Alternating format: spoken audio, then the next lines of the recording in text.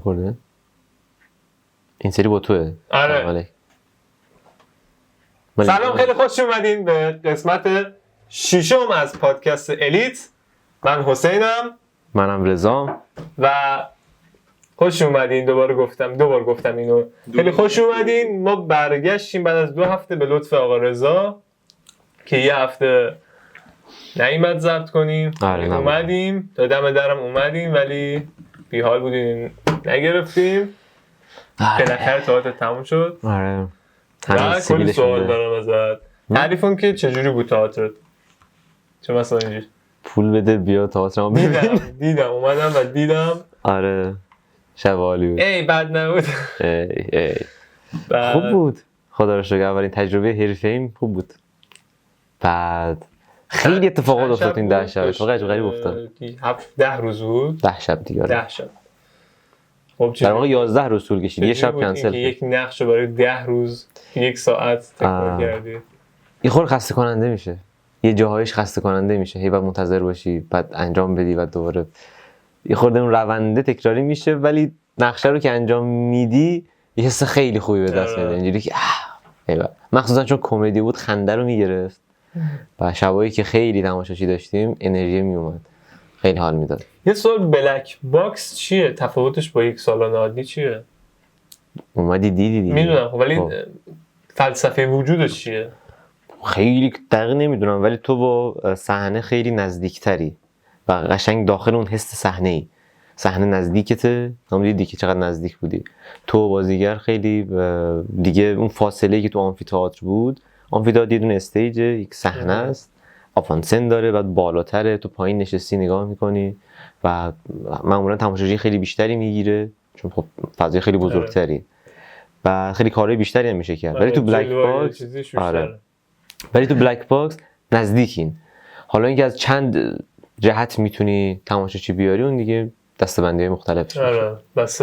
تو این مدل تو روبرو بودی و عملا نزدیکی با اون صحنه با اون حس و هر چی که هست. این مدلی رو بیشتر دوستم تو آمفی‌تئاتر که طرف مجبور داد بزنه تا صدای مثلا بشنوه تو.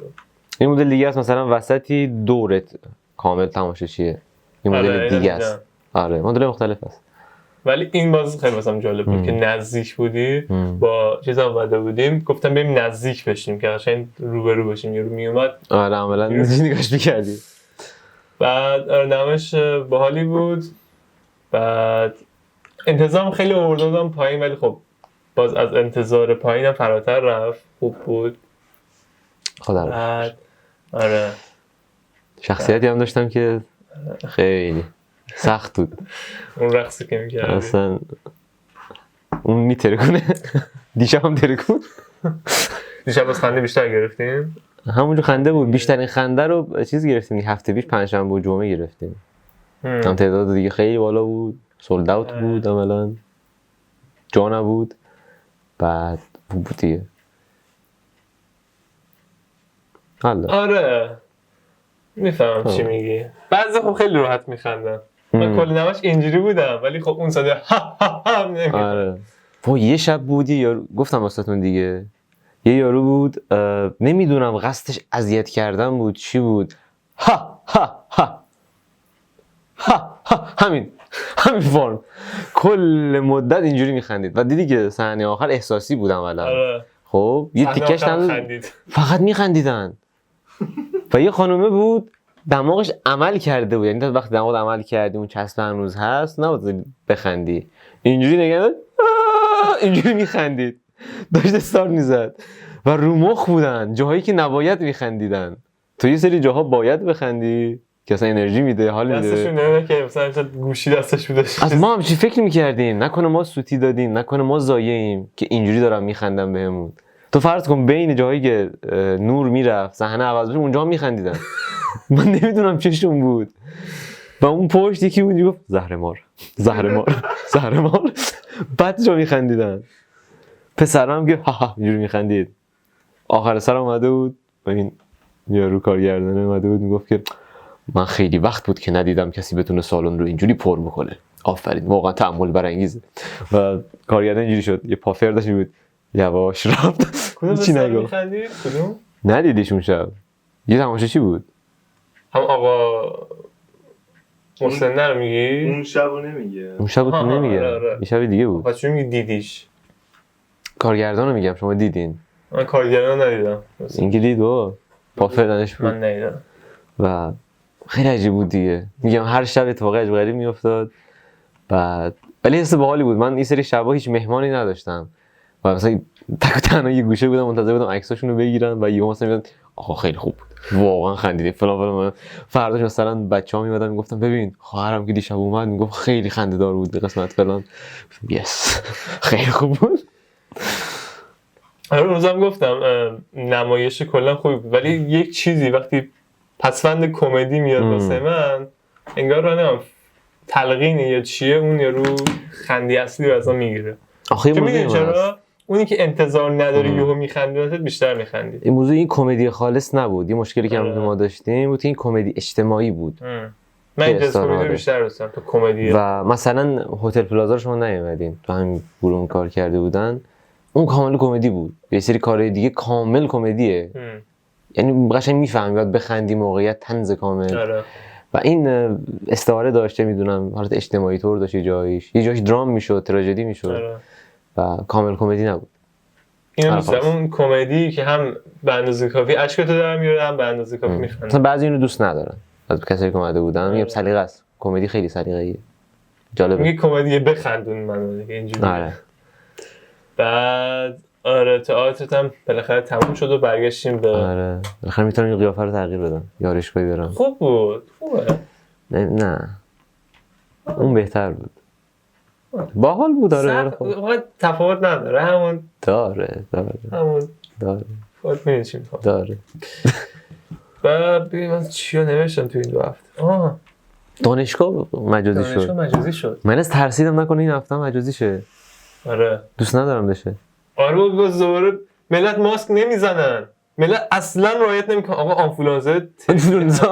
آنفولانزا خیلی زیاده. خیلی بده. هیچ آره. کس رعایت نمیکنه. من توی دانشگاه یک نفر ندیدم مثلا ماسک بزنه. آقا این چه تفاوتی مثلا با اون کرونا داره؟ خب ماسک بزن دیگه. نمیدونم انگار باید یه ترسی باشه. البته ترسم ریخته. بعد جالب می‌بینی چیه؟ مثلا دانشگاه‌های دیگه تو همین محدوده چه دولتی یا چه چیز دیگه از دوشنبه تعطیله. آره. من فقط برای چهارشنبه تعطیل شد. الان براشون خبر اومده که شنبه و یکشنبه براشون مجازیه. دانشگاه مازندران، نوشیروانی، نمیدونم کلی دیگه. آره. دانشگاه ما همچنان پاورجاست. یکی حرف قشنگی زد تو این گروه دانشگاه. گفت بابا این توی جنگ آخرین دانشگاهی بود که تعطیل کرد. بعد میگه که این سگای دانشگاه دیدی که دیگه چقدر ازشون افتضاح کپه مریضیه. آره. گفت بابا این رئیس دانشگاه میدونه که ما با اینا دووم میاریم. میگه آنفولانزا دیگه چیزی نیست که. آره بابا. بعد ملت که رعایت نمیکنن. آنفولانزا هم اومده خیلی انگار بده.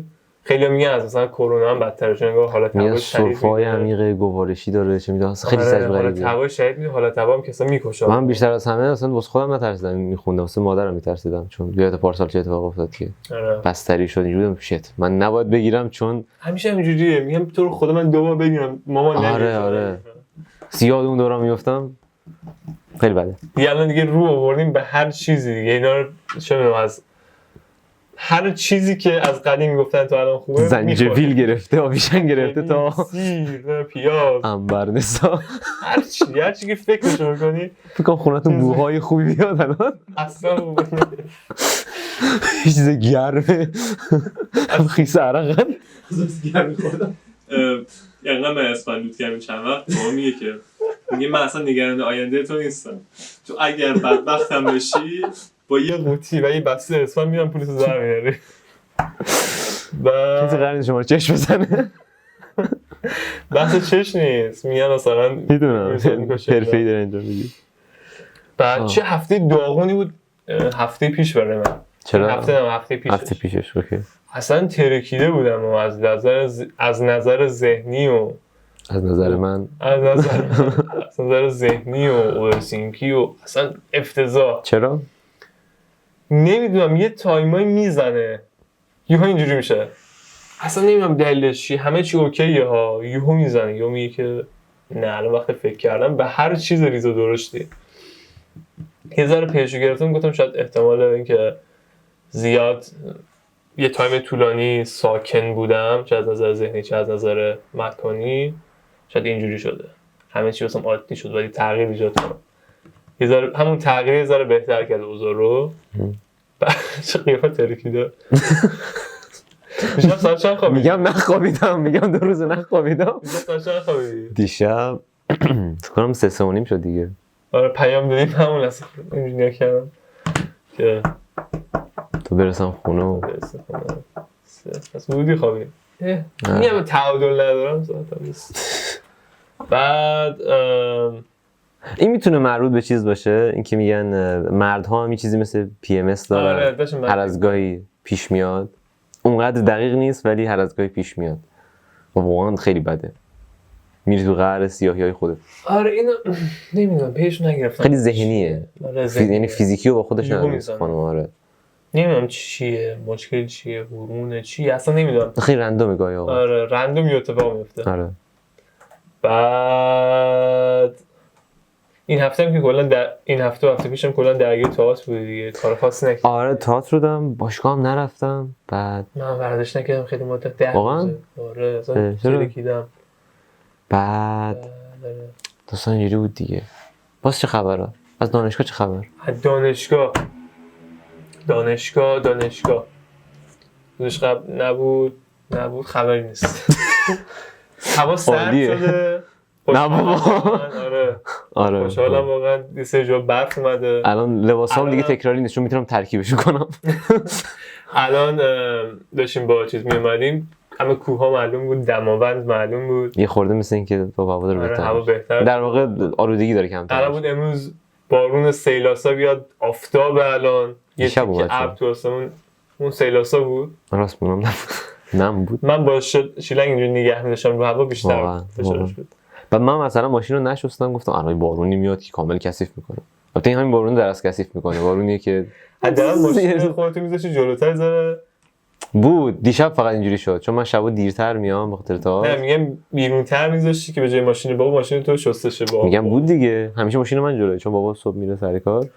آره امشب اینجوری شد چون دیر اومدم. آرزا ماشین دار شده. بعد چی دیگه نوشتم؟ قرار بود استرنجر سینگز رو ببینم، یه قسمتش هم ندیدم کلا. منم قرار بود ببینم ندیدم. من صبر میکنم 4 قسمت بعدیش بیاد دیگه. چون دیگه دارم اسپویل میشم. هر چقدر نات اینترستد میذارم یهو مثلا چون علمیات یه حرکت چیزی انجام میده همون لحظه میذارم. نگو مثلا اسپویل میشه. بعد از اخبار چه خبر؟ اخبار این 2 هفته بهرام داره یه آلبوم میده. آره اینو شنیدم. 29 آذر خیلی منتظرم. 11 تا آلبوم داره میده. گفت آلبوم هیچ چی پیش فروشه چی یه چیزی گفت پیش فروش آلبوم از داخل ایران سایتش آره بسته شده به خاطر ارشاد. آره اجازه ندادن. دیگه شکم بزن. نه کلا ورودی سایتشو بستن. تو چجوری میخوای از طریق بانک واریز کنی با فیلر شکم؟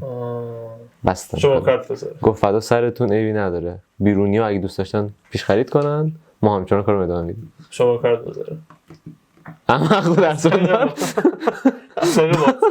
میرن یارو رو میگیرن. بعد تنها سریالی هم که سریال چیزی دیدی نه بابا نه کتابی خوندم نه فیلمی نه سریالی. بلک میرر دیدم. خب الان میتونم کتابو بخونم. نمیدونم کتاب.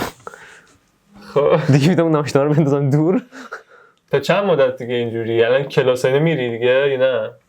فعلا خبری نیست. بس حرفی گفتی قراره منحل بشه. فعلا خبری نیست. حالا تا ببینیم چی میشه دیگه. دیگه کلاسشو میره همچنان؟ نه کلاسام تموم شد.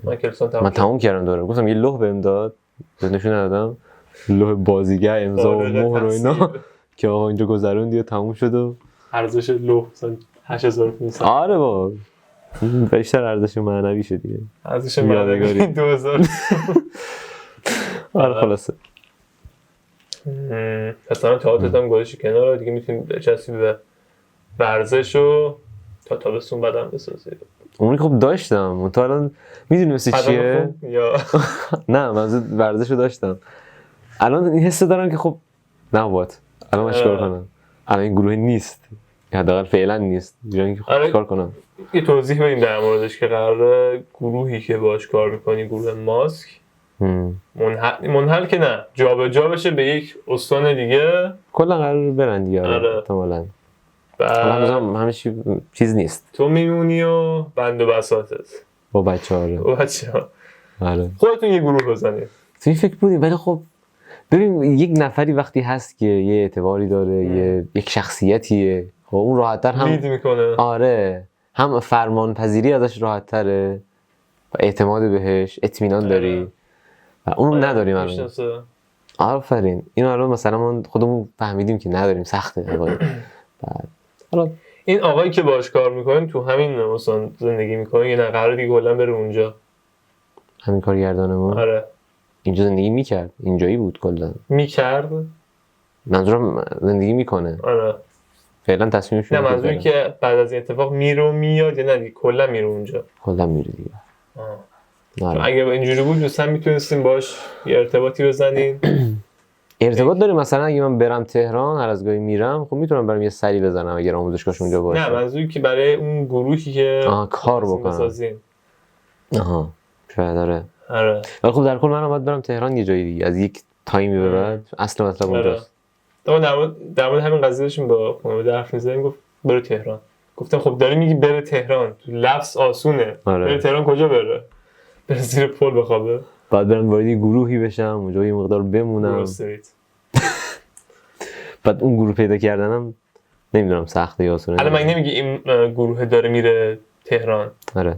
خب تو هم میری تو همون گروه دیگه. طبیعتا این وقتی دارم میرم تهران دیگه. آره دیگه.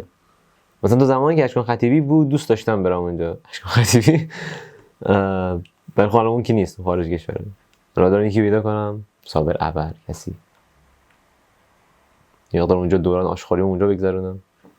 دوران آشغالی که میدونی چیه؟ نه. تو کلا تو سربازی اومده دیگه. اوایل سربازی آشغالیه. به تیکه میندازن، اذیت میکنن، دوراتو میگذرونی، بعد قلق دستت میاد. تو جوکا هستی میفهمی قضیه از چه قراره.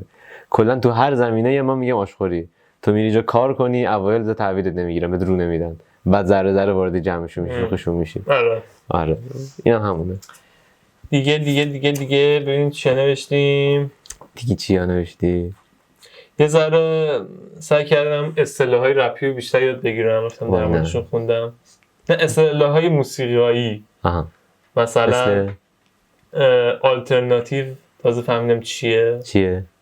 به کسی که رپش بیشتر حالا نمیدونم در مورد موسیقی آلترناتیو تو کلا موزیکه، تو راک هم داره. به کسی میگن که سعی میکنه مین استریم نباشه، بیشتر خودش باشه، بیشتر اون سبکی خودش میاره باشه. مثلا مثالی که واسه من زد چت جی پی تی مثلا فدایی بود و چه میدونم فرزاد قدیمی بود که اصلا بیشتر آندرگراند. نه آندرگراند با آلترناتیو فرق داره. مثلا مین استریم اینجوریه که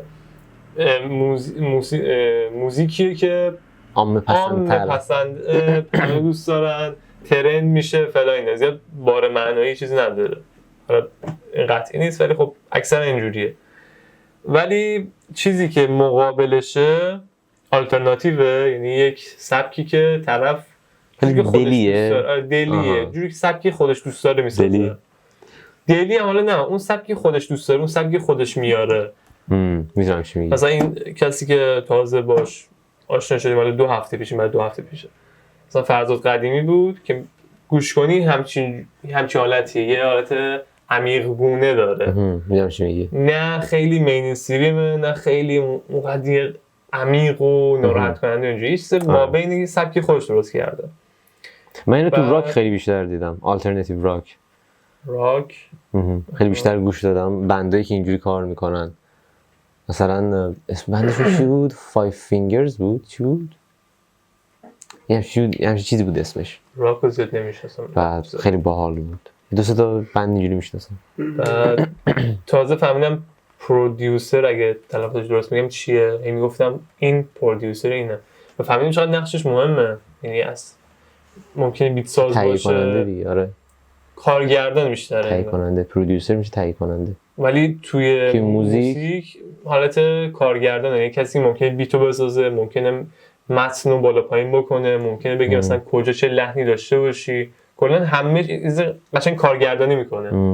یعنی اون بازیگر این کارگردانش. بعد آره آندرگراند هم که میشه زیر زمینی دیگه، حالت زیر زمین تو رو آره فلان ما این میمونیم.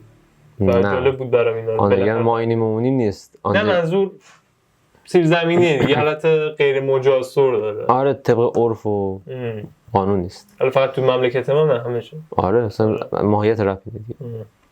آره دیگه جالب بود اینا هم رفته بودم در موردش خوندم، بالاخره فهمیدم چیه، چون مثلا این پادکست گوش میدادم میگفتن مثلا چرا مین استریم، اینجوری بودم که استریم اصلی وسطی نست. مثل که بعد یکم زبان هم یاد بگیری. آره دیگه این هم بود. و تو چیزی نداری صحبت کنی؟ من چیزی چند دقیقه هستیم صحبت میکنیم؟ 21 دقیقه. ای وای برم. جدی؟ این سری روز دومی بود که سیبیل رو گذاشته بودم. بذار داستانه گریم هم بگم. در واقع راکوردم، ولی خب ساده میگم گریم که دیگه کسی نپرسه. راکورد از کلمه ریکورد میاد که تو دستی به سر و صورت نمیزنی. اوکی؟ بیشتر توی ضبط و فیلم برداریه. حرکات یا حالت چهرت رو حفظ میکنی برای اینکه ادامه فیلم برداری مثلا تغییری نکنه. اوکی؟ چون ممکنه بری سکانس قبلی رو دوباره بگیری، نمیتونی تغییر بدی که. این تو تئاتر هم همچنان هست. بعد نگهداری سیبیل ریش هر چی که هست. بار اول رفتم آموزشگاه زبان، بعد درواز کردم یهو دیدم مدیر اونجا نگاه میکنه که بذار رو گریمی. گفتم آره رو گریمم. بعد یهو اومد خیلی بازار گفت که من میخوام بیام تئاترتون ببینم فلان کمدی دیگه استقبال میشه. گفتم خوبه خدا رو شکر من میام با خانواده میام. نیومد آخر. هر شب من منتظر بودم یکی بیاد، نیومد. بعد این سری هم بود دادم پرسید همچنان تئاتر؟ گفتم آره. آره من میام. نیومد بازم. بعد خیلی درز عجیبی روز اول رفتم، بچهای اینجوری نمیدونم چرا با سیبیل اینجوری نگاه میکردن، یه لبخندی داشتن. یکیشون بهم تبریک گفت سیبیل گذاشتی. بعد گفتم thank you. بعد از اون رفتم کافه پیش مهدی، خودش که نبود، سر اشکام بود، اشکاشت کامی منتظر بود. بعد یه من رو نگاه کرد گفت بس سیبیل فلان. گفتم واسه نمایش ذوق نکن. یکی از خیابون رد شد مغازه بغلی من، گفت با قیافه جدید. گفتم چه خبره؟ سیبیل گذاشتم چون دقیقا قبلش شیف کرده بودم. از دور قشنگ اینجوری کردم تو صندوق عقب 2 تا بچه حداقل هست. خدا رو شکر این چیز بدتری نیست. آخه از این بدتر نه این قیافم بچگونه بشه. آره بعد هیچ جالب بود دیگه. راضی خدا راضی باشه. بعد عجیب بود این واکنشا. با چیز رفتیم سر اسمش هم سجاد. با سجاد رفتیم سر ضبط یه فیلم کوتاه و واقعا به این نتیجه رسیدم که چقدر اعتماد به نفس مهمه. خیلی تو هنر مهمه. کار رو پیش میبره. اصلا میرفتی میدیدی مثلا طرف مهارتش از سجاد ما مثلا 1/4 سجاد 1/4 مونه و اومده داره مثلا کارگردانی نویسنده اصلا داره فیلم کوتاه میسازه و با همین اعتماد به نفس بازیگر جمع کرده. بازیگر مسن و یه بازیگر کم سن. نقش یه پدر پسر داشتن. نمیدونم اول دوم ابتدایی بود مثلا. بعد مثلا عجیبه. ببینم چه فیلمی داشتین درست میکردین؟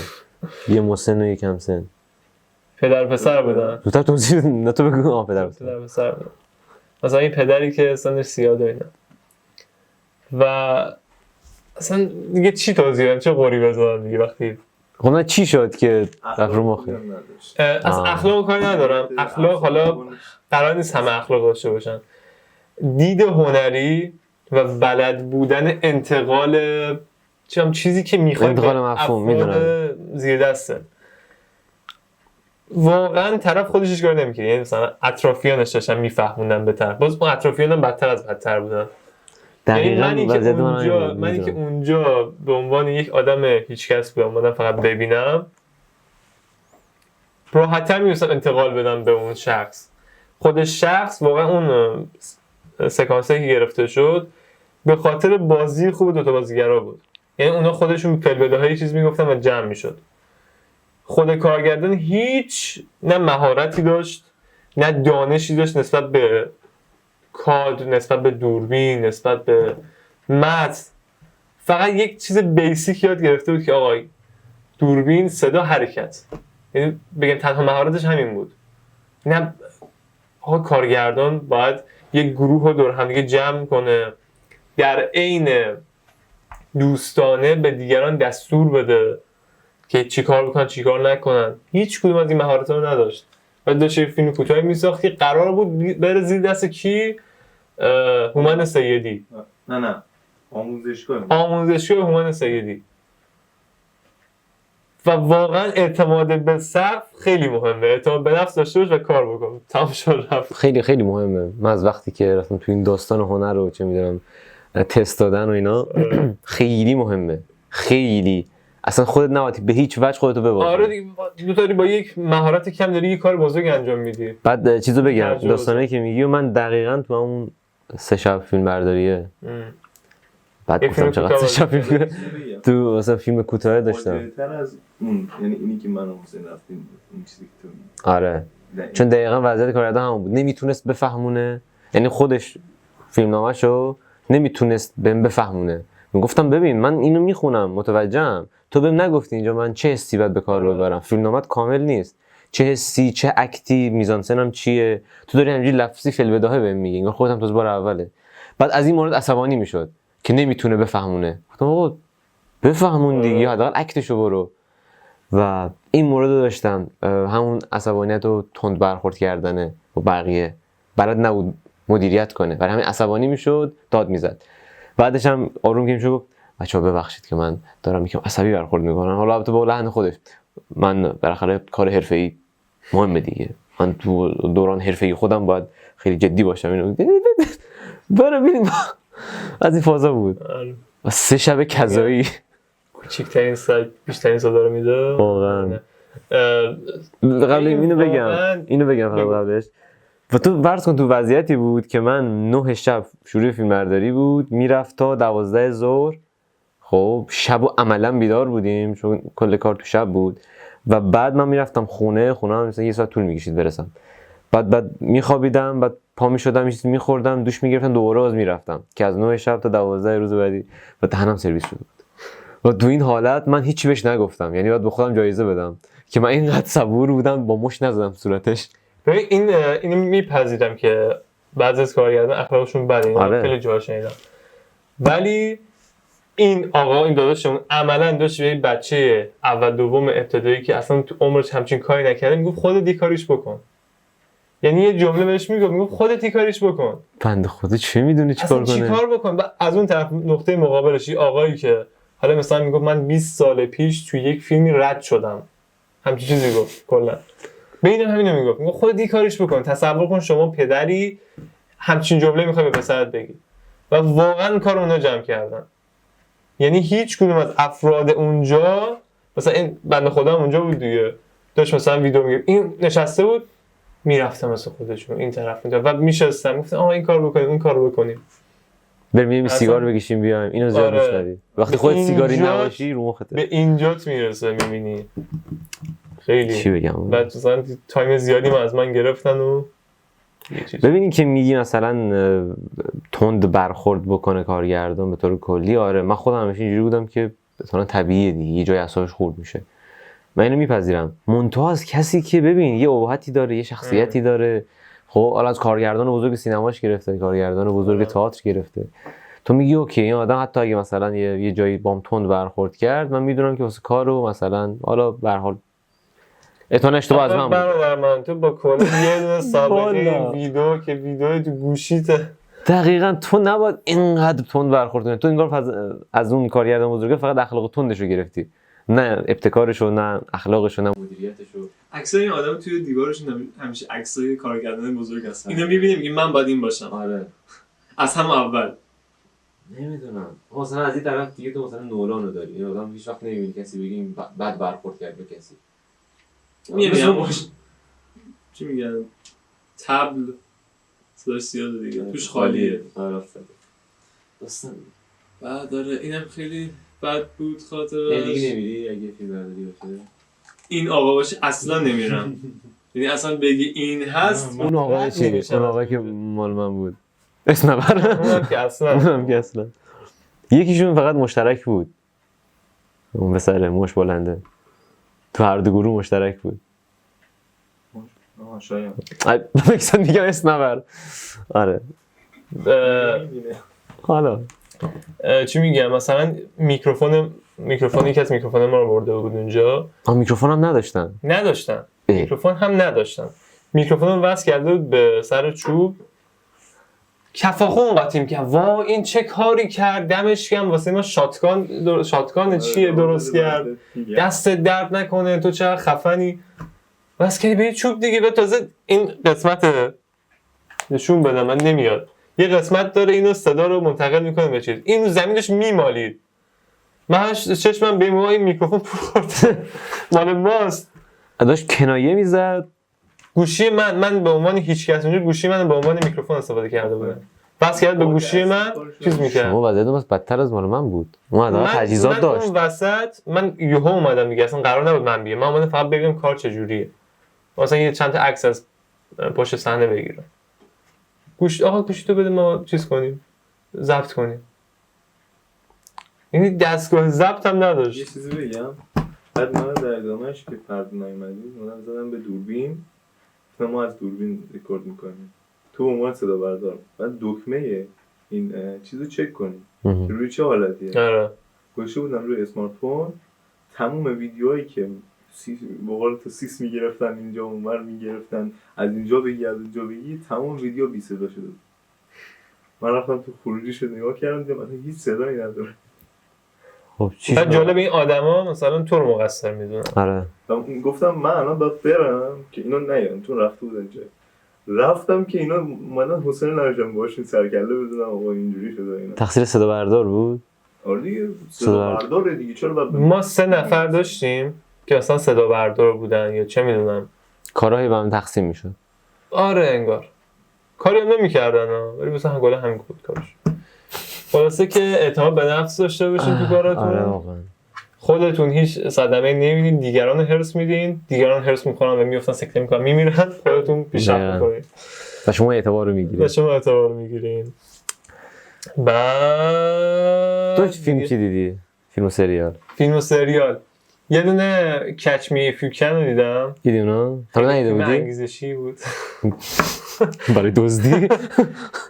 دیدم تیکه دیده بودم آها قشنگی بود داستان قشنگی بود آره و اینکه آخرش چه بلایی سرش اومد خیلی جالب بود خیلی فیلم بامزه ایه آره. قشنگ سرگرمت میکنه آره از این استیون اسپیلبرگیا بود آفرین کارگردان اسپیلبرگ بود؟ آره اسپیلبرگ بود تو تام هنگس و دیکاپریو روبروی هم دیگه با شاهکار یه بازیگر دیگه هم که نقش باباشو داشت اسمش هم رفت بابای دیکاپریو بعد اونو دیدم سریال هم بلک میرر دیدم که هر دفعه من سورپرایز میکنه با هر قسمتش من باید شروع بکنم خیلی دارم تعریفش میشنم خیلی خوبه مثلا چه میگم 1.5 ساعت به تو میگه آره اینجوری یه بوم یه چیزی میندازه وسط تو میمونی آره خیلی هم همش فلسفه‌اش جوری که من فهمیدم بلک میرر دیگه یعنی صفحه گوشی و فضای مجازی چه میدونم کلا در مورد چیزاست خیلی داستانای جالبی داره خیلی واقعیت در مورد جامعه امروزی در یک قالب دیگه میگه بعد آره دیگه جالب بود اینا استرنجر سینگز هم دانلود کردم ندیدم قرار بود ببینم 2 هفته ندیدم مثلا ببینم در موردش صحبت کنم خب نه دیگه چی می‌خواستی صحبت کنی وقتی من ندیدم باید وقت کنم سریال تا هفته بعد بگم تا هفته بعد بگم حالا نمیتونم قول بدم واقعا ببینم میتونم یا نه ببین من نمیام اسپویلت میکنم نه گوشم میگیرم دیدی میگن مثلا اگه میخواین اسپویل نشه تا دقیقه فلان بزنید من میرم تا دقیقه فلان تو حرف بزن بعد دیگه چی؟ دیگه خبری نیست میگی بحث علمی نکن، الان بحث علمی بود که بیشتر کش میومد. خب بگو بحث علمی ندارم. میگم دیگه نداری.